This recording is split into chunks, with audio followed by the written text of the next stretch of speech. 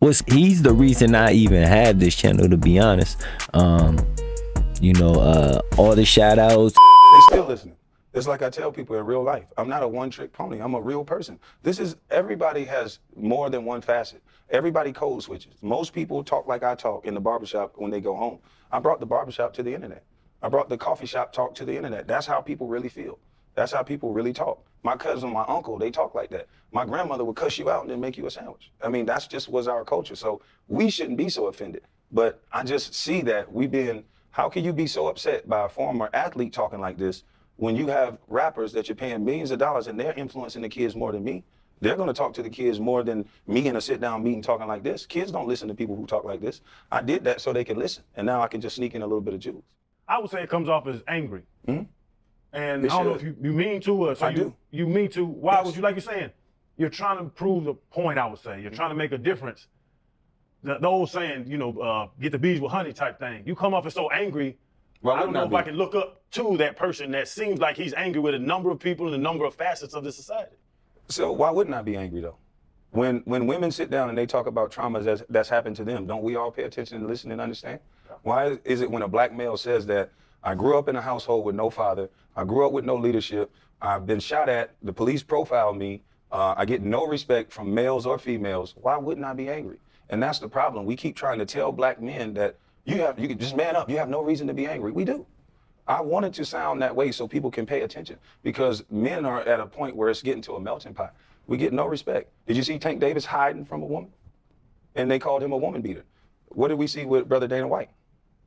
The media ain't talking about it in the same way. So what I've been talking about on my platform is the complete disrespect, not only athletes, but black men as a whole. Why is there no black boy magic?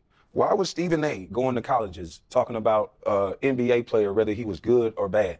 He was at high schools, he was at colleges. What was so special about me that I needed an NBA analyst to go to high schools and colleges? When you look at what you did accomplish, and you look at the way that was perceived, whether it be by Stephen A., obviously what happened with Gilbert Arenas and all the smoke, and you hear those things. I think a lot of times we have to understand that people's opinions are formed by their perceptions and their experiences and the things that they hold true as values. And so in looking at you, that value is, okay, he's the #1 overall pick, and this 13-year career, this career that doesn't end up as a Hall of Famer or doesn't end up as this or as that, these are things I can critique him on, and I can approach the topic or approach the situation and say what I want because that's what I feel the film says. Is it really a critique when a man states an opinion and you've created a word called bust to where everything that I say now has been invalidated by this word bust?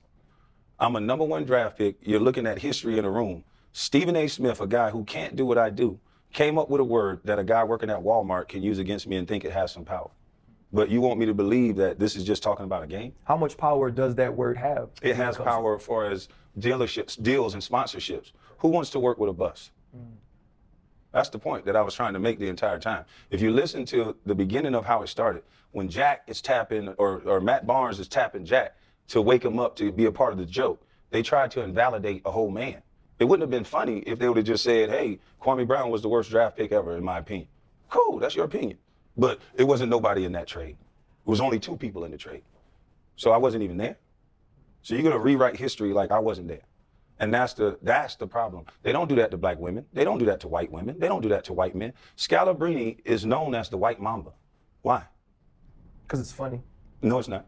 He's definitely not a guy that you can even put, because once you say white mamba, that means you're putting him on the same tier as Kobe Adam Bryant. Morrison, Trajan Langdon with the Duke, didn't fizz out. White Chocolate, all these players that come in, Brian Cardinal, Zaza Pachulia, what was his name? He went to the Boston Celtics. So we have all these players that if it's just about good and bad and pecking order, who's better and who's not, that should fade away at some point. I'm 40 years old, but the tag bust is still there. I think when you look at a guy like an Adam Morrison, he for sure absolutely didn't live up to any of the hype he had coming out of Gonzaga. I think he was drafted 3rd overall by Charlotte. And so I do agree with you that at some point it should go away. I think you became the butt of a joke that people just won't let go. But this is the thing, in our community, can we afford to joke like that? You're talking about a man who took his family out of poverty.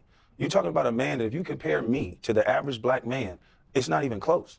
You compare a kid that's 14 years old, that was responsible enough to get a job, that's a 3.0 GPA, that was signed, sealed, and delivered to go to the University of Florida by the 10th grade.